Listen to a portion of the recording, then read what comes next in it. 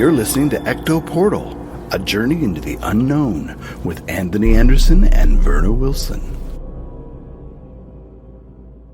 I hope that you are seated comfortably, with the light turned down and the curtains drawn.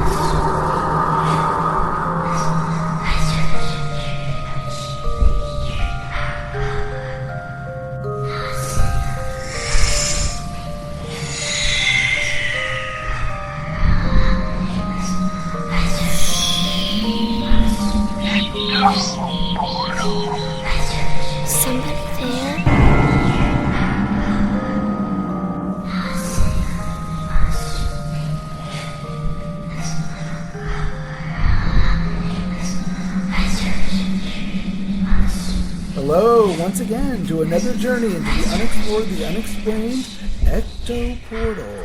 I'm Anthony Anderson, your host, and I'm here with my co-host, Verna Wilson. And today's show, it isn't witches and it isn't ghosts. It actually has to do with vampires. It is the Casket Girls of New Orleans. Now, this story will kind of lean more towards, is it a myth? Is it a legend? Is it real? Did it happen? Did it not happen? But I thought the facts presented were interesting enough to maybe we should cover this story. Because we like stories like this too, that kind of, is it real? Could it really have happened? That kind of thing. Well, if it happened in New Orleans, I'm not surprised. Yep, in the late 1700s. So we'll get into that. But first, how about we just go right into the paranormal news? Yeah, let's go. Let's do it.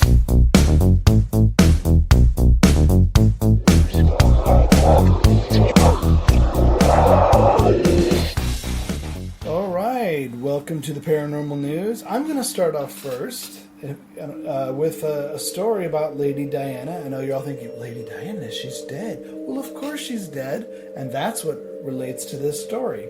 It's actually about a 4-year-old who claims that they're the reincarnation of Princess Diana. Now, for the last 2 years, a young boy, interesting enough, not a girl, has been telling his parents that he is not exactly who they thought he was. According to an Australian presenter, David Campbell, actually who I know from the musical theater scene, his 4-year-old Billy, I didn't realize it was David Campbell, that's even funnier. His 4-year-old son Billy thinks he's the reincarnation of the late Princess Diana, and that he claims to remember the details of her life. David Campbell, of course, is a parent of 3. That's quite an admission for a 4-year-old. Yep. He relayed the chilling story to a magazine called Stellar Magazine. He described it as the weirdest thing that he'd ever written. He begins by saying that his youngest son first started talking about the famous royal at the age of just 2, with the toddler pointing at an image of her on a card and saying, "Look, it's me when I was a princess."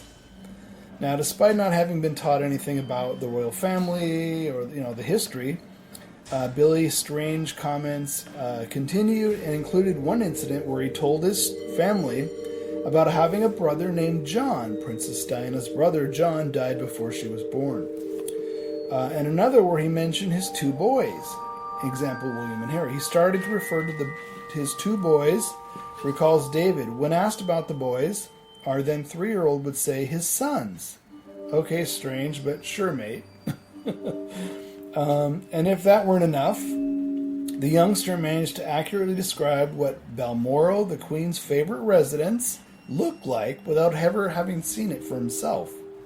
Now, to a Scottish friend of ours, he claimed when he was Princess Diana, he used to go to the castle in that kilted wonderland. He described the castle as having unicorns on it and was called Balmoral. The unicorn is the national animal of Scotland, and there are unicorns on the walls, but how would he have known this? The boy's most recent comment is perhaps the most shocking, and although he appears to discuss Diana's passing, Lisa showed him another photo of Diana, says David, And Billy said, "There's me as a princess." Then one day the sirens came and I wasn't a princess anymore. Princess Diana was married to Prince Charles between 81 and 96. And they shared 2 sons. Tragically, she was killed in a car crash in Paris on August 31st, 1997. So, there you go. I don't know if that's hard proof.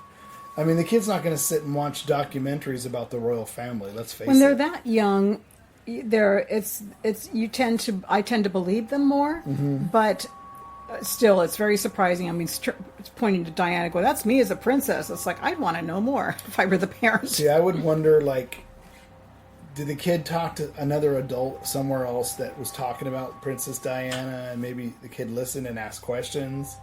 Do you know what I mean? But why would the little boy say, "I was a princess and then I wasn't"? That's just a weird statement. That's a very weird statement. You know, Diana's brother, who is alive, Charles Spencer, Yeah.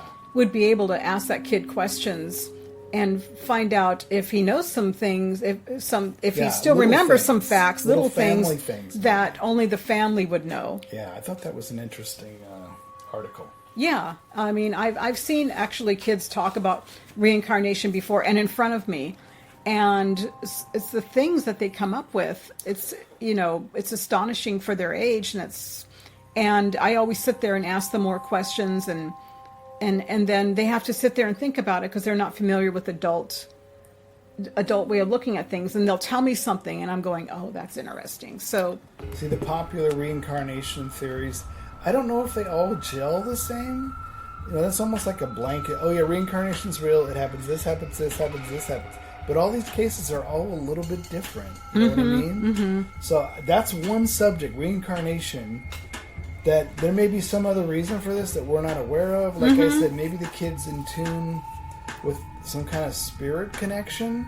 But why would Diana be looking for him down in Australia? And why would she cling to him? I mean, right. There's so many questions. Well, that's true. And, I just remember, before we go on to my article, I just remember one reincarnation case.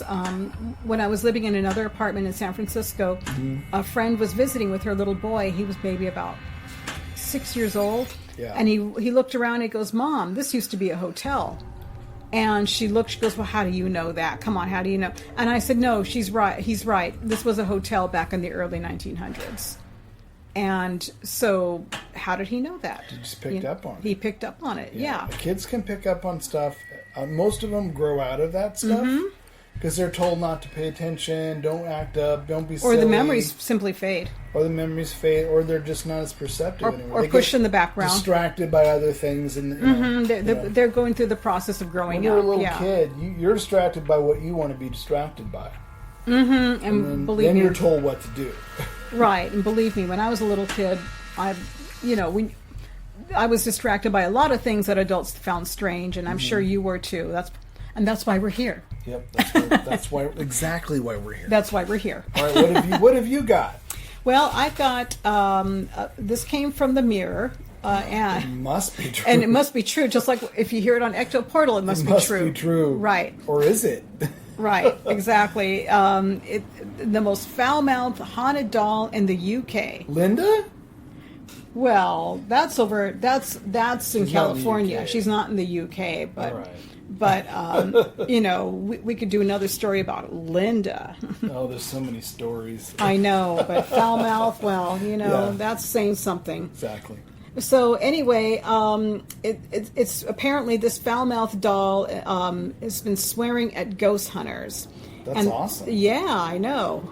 The doll's thought to be 100 years old, and she's been putting out foul-mouthed tirades after being donated to a museum for haunted objects, according to the people who are investigators there. So Where's this at? well, it's in the Haunted Objects Museum on the outskirts of Rotherham in South Yorkshire. Okay. But there's a shocking video of a haunted doll that's been swearing that's been released by paranormal investigators. But the video's not in the article, so which is too bad. Just look on YouTube, you'll probably find it. Yeah. So Foul-mouthed Linda doll. Yeah. Yorkshire.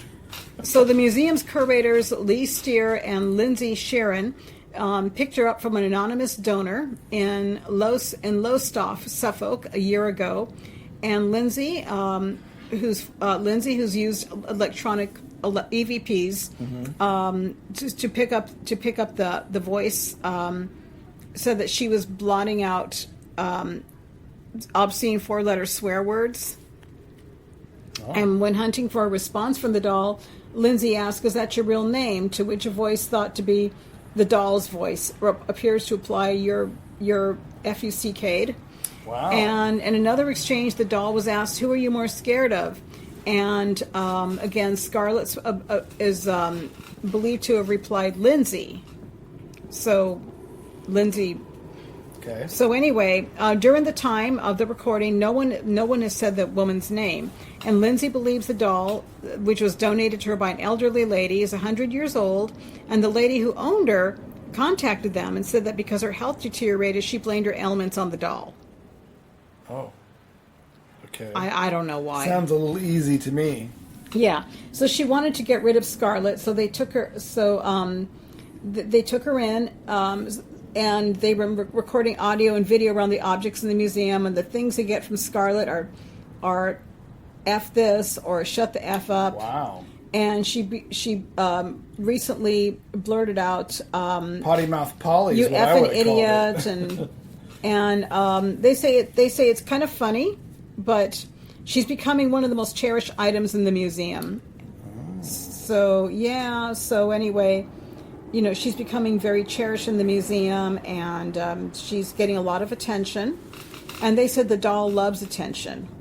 So they said that at the end of the investigation, the doll didn't want them to leave, and the next thing they know, the doors are slamming and their equipment's going crazy. And it was like the version of a tantrum. So, wow, potty mouth Polly don't want you to leave. Potty mouth Polly, potty mouth doll. So, wow. I guess she's in the right place. I guess she is. So. Wow, I guess Annabelle ain't got nothing. I'd like to have the curators of the museum on the show. That would be very cool. That's a UK show. That would be you up at 2 a.m. recording. We would, but it would be very cool. But anyway, yeah, that's wild. If anybody has seen this doll and has been to that museum, we'd like to hear what your impressions are. Yeah. Yeah. All right then. All right, folks. That's the paranormal news.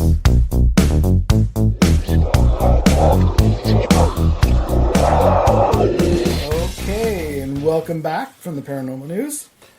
Today's show, it's another one of those shows that I came across by accident. I call it organically because sometimes you're not looking for a show, but a show will find you. Mm-hmm. And you're like, that would be a good show. Or you're watching something that gives you an idea of a different kind of show based on that you're watching. This particular one, I don't remember where I was or what I was reading or watching, but I thought, that's interesting. We don't always do shows because we know they're 100% factual. We do shows because sometimes people believe there are facts. Some people believe they're true. Some people believe they're urban legends. Some people believe they're folklore. But we're just going to present what the story is, the period that it's in, and you be the judge. Do you think this could have happened? Do you think this could have not happened? In this particular case, it's in New Orleans. It's in the mid-1700s. You got to remember, this is before America, was a free nation. It wasn't the United States of America. This was a big port in France. And people French lived there, saw occupied. and thought things differently too. Exactly. So that's when this particular story happened, is in New Orleans. So it's in the French Quarter of New Orleans. Sits the old Ursuline Convent. It's a stately building that it's centuries old, and it has a lot of history, and it actually has a vampire legend.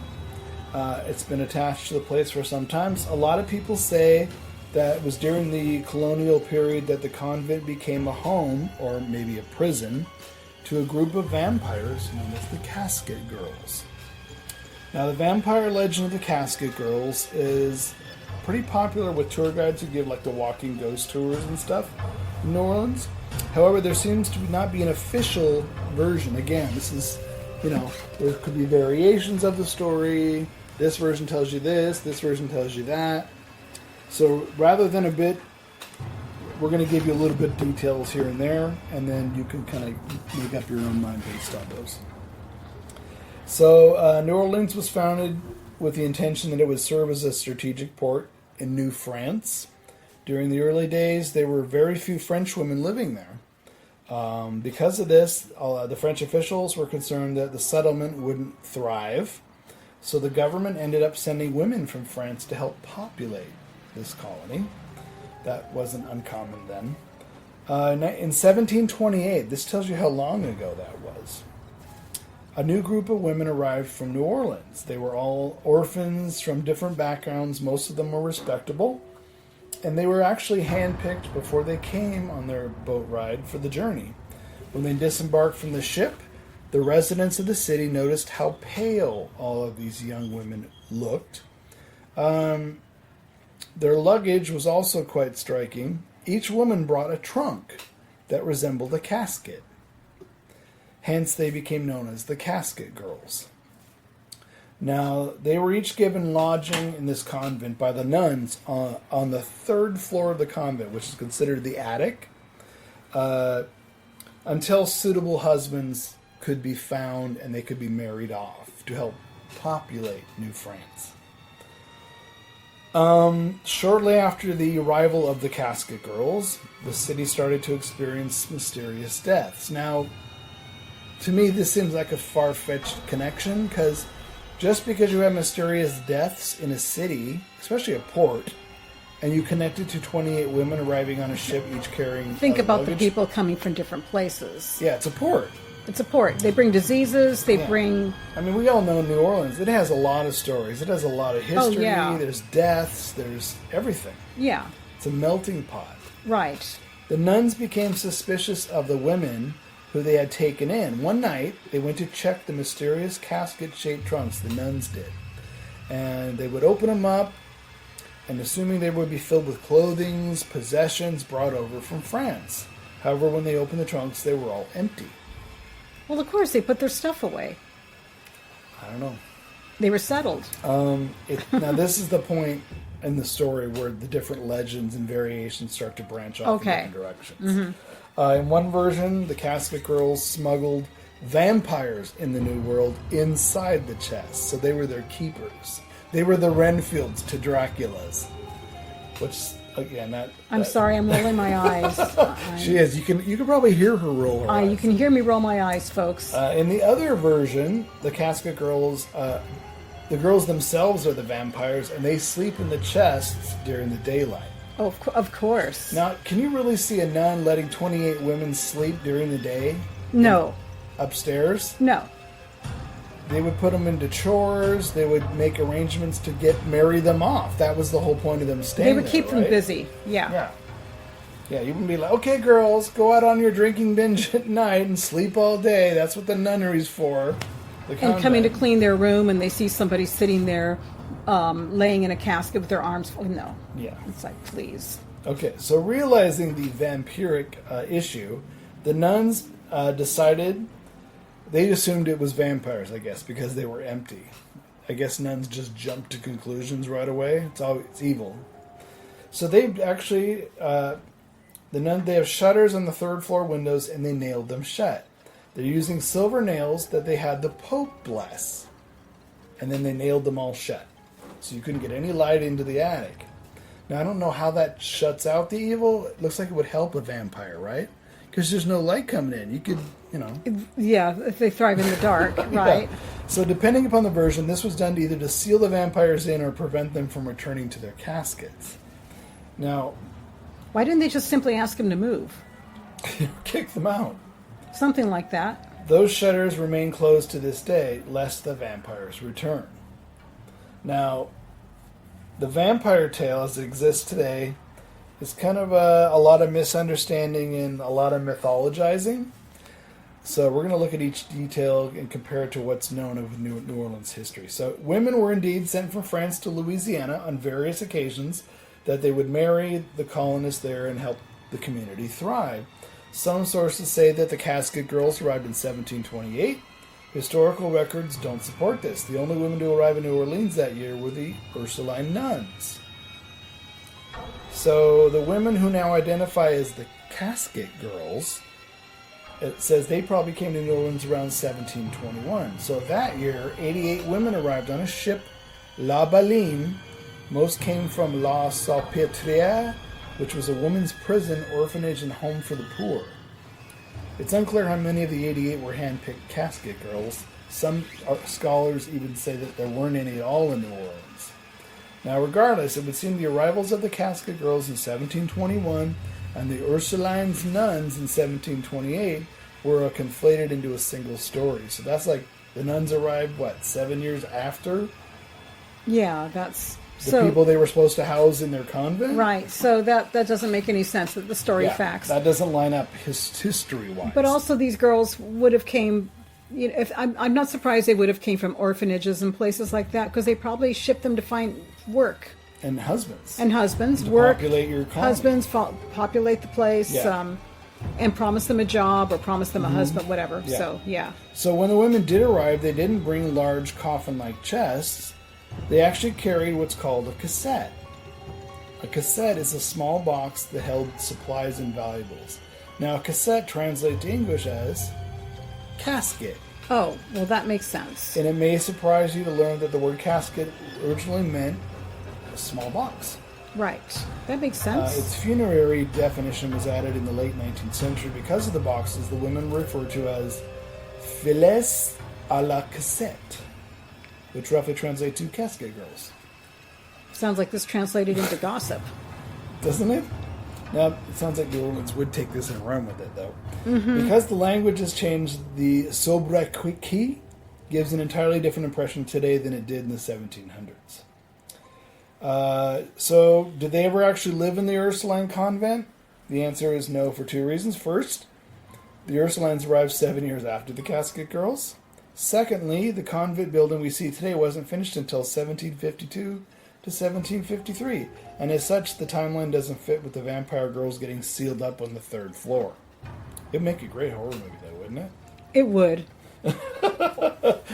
or a great movie where it's where they're kind of like one of those B movies where everything's kind of silly. Yeah, a good Hammer movie, actually. A good Hammer This movie, is a good Hammer movie subject. Yeah. It's been thought, and some tend to agree, that the story of the vampiric Casket Girls is a modern-day myth that came into the late 20th century, perhaps inspired by Anne Rice's vampire novels that feature New Orleans.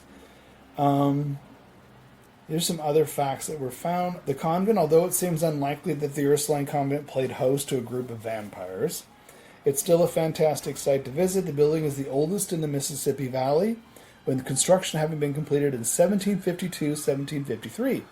And originally the nuns used the first floor as an orphanage, which would have included classrooms and infirmary. The nuns' living quarters were on the second floor, and the third floor was attic space and had some quarters for those in the nuns' care. Vampire girls. Vampire girls, perfect. Needing a larger facility, the nuns handed over the convent to the Bishop of New Orleans in 1824.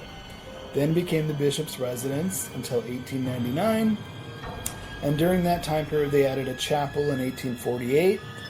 The convent was used for other things after that, including offices for the archdiocese, archives, seminary.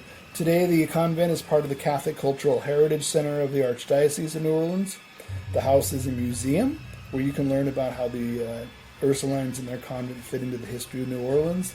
The chapel is now St. Mary's Catholic Church. Tours of the old convent, which include the church, are available to the public on certain days. And a lot of people do recommend that. Now, I did find another article that mentioned something that happened in the 70s, which I thought was interesting. Oh. Yeah, so Modern times. Modern times. So this was it's a group of ghost hunters in the 1970s. Oh. In 1978, two paranormal investigators seeking answers to whether the filles à la cassette had in fact been vampires camped out directly in front of the old Ursuline convent at 1112 Charles Street. They'd been previously kicked off the property for loitering, but decided to stay the night and see if they experienced anything right outside the walls themselves. Hours passed, trickling by minute by minute, so slow that sleep overtook them. That took a lot of patience. Didn't it? And in their slumber, they fail to notice the third floor shutters, the same ones which have been locked and blessed by the nails, closed by the blessed nails, opened and shut, and the recording camera Was it whirled to a windy? stop as the scene faded to black. So they captured the shutters opening and closing, opening and closing. Was it windy outside? I don't know. I wasn't there. I know, but that's what... They were asleep. They won't know. Okay. The next morning, the bodies of the investigators were found. Their Oh. bodies had been torn open, ravaged as if by claws of an animal. Their bodies drained of blood. Vampires filet Casket? Ouch. Or not? Yeah, who's to say that, really? You know what I mean?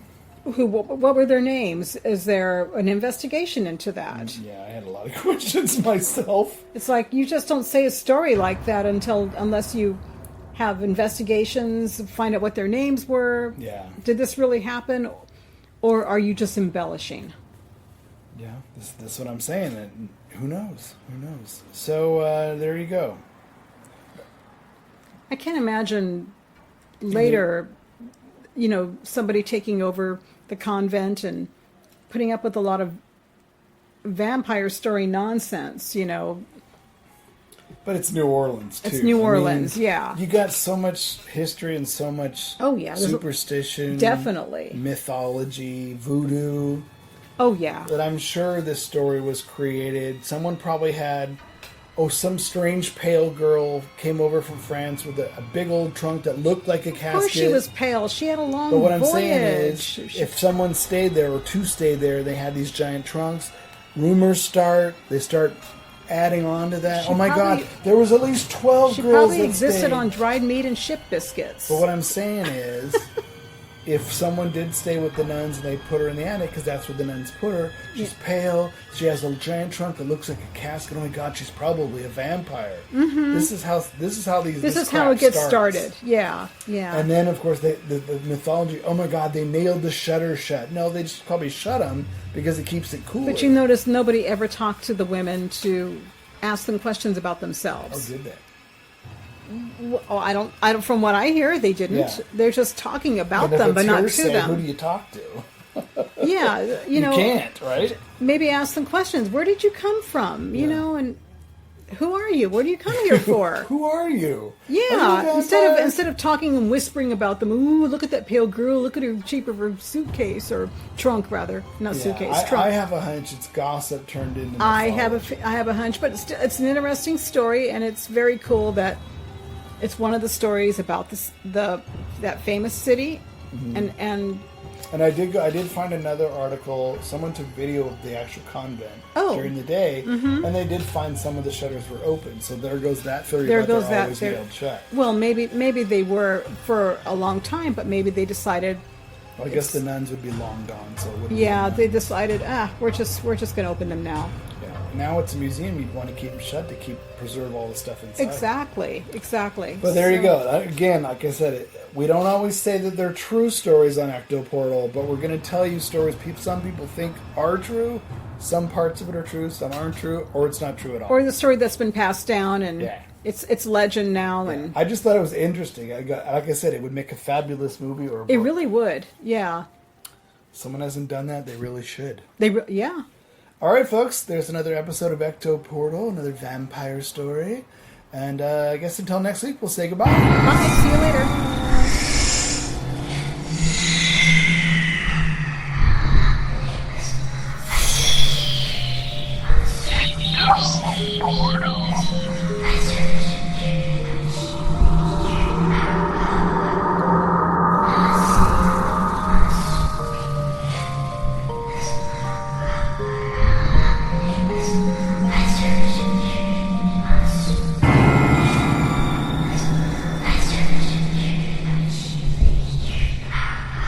Royalty-free, copyright-free music by Kevin MacLeod and Ross Bugden. Be sure to visit us at www.ectoportal.com. Check out our archives on YouTube and head on over for new episodes to ectoportal.podbean.com.